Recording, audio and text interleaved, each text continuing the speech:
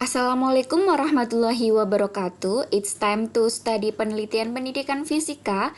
Kali ini kita mempelajari tentang pengumpulan data berupa tes. Jadi nanti ada pengumpulan data berupa tes dan ada pengumpulan data berupa non-tes.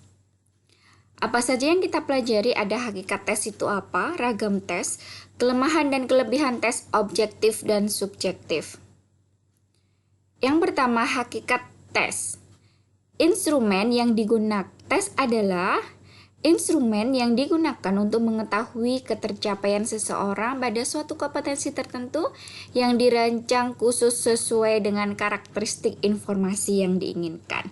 Jadi disesuaikan dengan karakteristik informasi yang diinginkan. Misalkan kalau kita mau mengukur prestasi belajar, maka disesuaikan dengan bagaimana kita menyusun tes untuk prestasi belajar. Atau untuk kreativitas itu bagaimana? Karena untuk tes prestasi belajar dan kreativitas itu berbeda. Tes merupakan penilaian yang berupa pertanyaan-pertanyaan yang diberikan kepada siswa untuk mendapat jawaban dari siswa dalam bentuk tulisan, lisan, maupun perbuatan.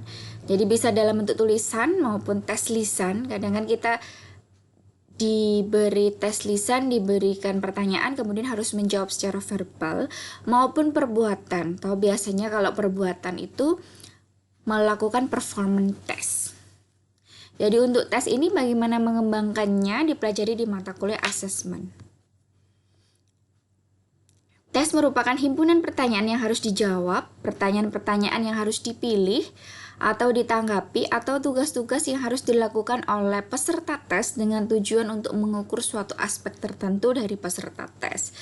Jadi bisa mengukur aspek kognitif, psikomotorik, maupun afektifnya. Jadi bisa mengukur pengetahuan, sikap, maupun keterampilan dari peserta tes. Untuk keterampilan biasanya menggunakan performance test atau tes unjuk kerja. Tes digunakan untuk apa? Jadi tes itu untuk membantu memotivasi pembelajaran, mendiagnosis kesulitan belajar. Jadi dari tes itu kita tahu siswa itu mengalami kesulitan apa, sehingga kita bisa mengatasi kesulitan siswa, sehingga prestasi belajar siswa bisa mengalami peningkatan. Menilai efektivitas dari pembelajaran, jadi seberapa jauh efektivitas dari pembelajaran sehingga kita bisa memperbaiki pembelajaran lebih lanjut. Mengukur kemajuan dari peserta didik atau siswa, mencakup kekuatan dan kelemahannya. Bagaimana tes yang baik? Tes yang baik itu hanya mengukur satu aspek saja, misalkan untuk mengukur prestasi belajar saja, atau keterampilan berpikir kritis saja, atau mengukur kemampuan berpikir kreatif. Tes yang baik memiliki sebuah aspek saja yang akan diukur. Jadi tes fisika misalkan hanya menguji kemampuan fisika seseorang. Dan juga handal dalam pengukuran. Kehandalan ini meliputi ketepatan hasil pengukuran dan keajekan hasil pengukuran. Ini ada kaitannya dengan validitas. Jadi ketepatan hasil dan keajekan ini ada hubungannya dengan validitas tes, validitas butir soal,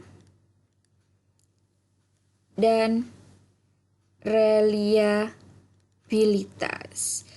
Ketepatan ini adalah validitas, keajekan ini adalah reliabilitas.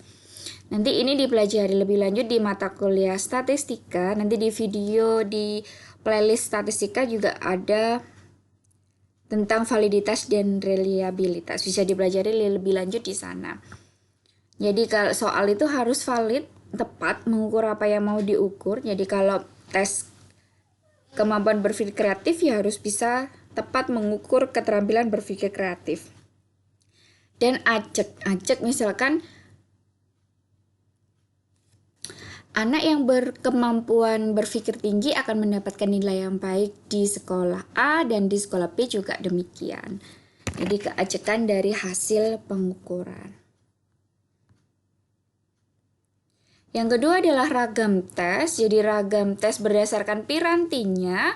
Itu ada paper and pencil test, jadi menggunakan kertas dan pensil. Ini kalau kita ujiannya di kelas ya. Kalau sekarang kan bisa menggunakan online itu dengan berbagai cara tes. Bisa dengan quizzes atau Google formulir dan sebagainya. Ada performance test atau tes unjuk kerja, di mana ini biasanya untuk keterampilan. Jadi misalkan mau melakukan praktikum untuk mengukur kuat arus listrik menggunakan ampere meter, bisa menggunakan performance test. Ini tes unjuk kerja. Jadi nanti membuat seperti rubrik gitu bagaimana menilai tes performance test ini. Jadi pelajari di mata kuliah asesmen. Berdasarkan respon yang didapatkan, ada selected response items, ada constructed response item. Jadi selected itu memilih seperti soal pilihan ganda, soal benar salah. Itu termasuk dalam selected response items. Kalau constructed ini termasuk dalam soal essay, karena harus membangun suatu respon. Tes uraian ada tes uraian bebas, ada terbatas, dan terstruktur. Jadi bebas itu dibiarkan siswa menuliskan jawabannya secara bebas. Kalau terbatas itu diberi batas-batas dalam menjawab, dan ada yang berstruktur. Bagaimana menyusunnya dipelajari di mata kuliah asesmen. Ini tes objektif ya. Tes objektif ada tes benar salah, ada pilihan ganda, menjodohkan. Jadi menjodohkan biasanya ada pernyataan di sini, misalkan ini miopi, hipermetropi, kemudian presbiopi. Di sini ada pilihannya, misalkan mata tua, kemudian rabun dekat. Nah, kemudian diminta untuk menjodohkan antara sisi kanan dengan sisi kiri. Isian pendek dan melengkapi suatu kalimat. Ini adalah tes objektif yang termasuk kayak benar salah, pilihan ganda, menjodohkan. Ini termasuk dalam selected tadi. Selected response item. Pilih mana, tes objektif atau tes uraian. Nah, sebelum memilihnya kita harus mempelajari dulu apa kelemahan dan kelebihan dari tes objektif dan subjektif. Jadi dari scoringnya, kalau tes objektif itu konsisten. Konsisten kalau benar ya benar, salah ya salah. Konsisten karena ada pilihan A, B, C, D-nya. Untuk tes pilihan ganda misalkan, kalau jawaban benarnya A, siswa memilih jawaban yang lain berarti jawabannya adalah salah.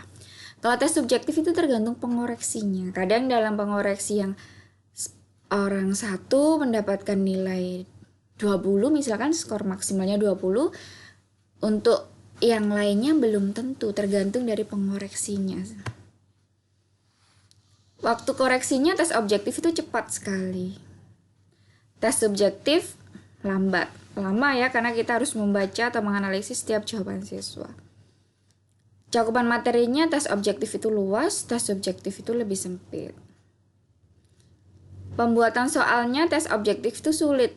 Jadi membuat soal tes objektif itu sulit dan lama. Kalau tes subjektif itu lebih cepat. Jadi buatnya cepat tapi ngoreksinya lama. Kalau tes objektif itu buatnya sulit tapi ngoreksinya cepat. Spekulasi ini berkaitan dengan menebak jawaban. Jadi kalau tes objektif itu tinggi, tes subjektif itu rendah. Kalau objektif itu pilihan ganda apalagi ya, atau benar salah gitu, spekulasinya sangat tinggi untuk menebak. Contek tes objektif tinggi gampang ya, biasanya pakai kode juga bisa. Kalau tangan satu berarti A, mungkin seperti itu. Atau tes subjektif itu conteknya rendah. Karena kalau jawabannya persis bisa kemungkinan ada ketahuan kalau itu mencontek. Analisis kalau tes objektif itu cepat dan mudah. tes subjektifnya sulit. Bias kesalahannya kalau tes objektif itu dikotomi, kalau tes subjektif politomi, jadi banyak bias kesalahannya. Tantangan pada siswa tes objektif memilih, tes subjektif mengemukakan gagasan secara tertulis. Pelaporannya tes objektif itu cepat dan mudah, kalau tes subjektif sulit dilakukan oleh orang khusus. Bagaimana solusinya? Jadi solusinya kita bisa menggabungkan objektif 75%, subjektif 25%, pilihan ganda dengan alasan. Tes 3 tingkat dan alternatif analisis. Jadi tes 3 tingkat misalkan ini soal pilihan gandanya. Jadi pilihan ganda ada, ini soalnya dituliskan di sini. Ini pilihannya A, B, C, D. Kemudian yang kedua adalah alasannya.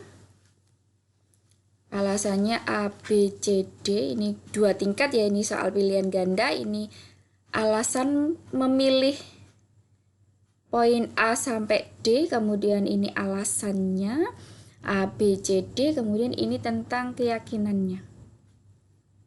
Seberapa yakin? Sangat yakin. Ini soal pilihan gandanya, ini pilihannya. Jadi siswa misalkan memilih A, itu alasannya apa, milih di sini. Kemudian seberapa yakin, misalkan sangat yakin dengan jawabannya, sampai dengan tidak yakin. Nah, ini tes 3 tingkat. Terima kasih. Do you have any question? Wassalamualaikum warahmatullahi wabarakatuh.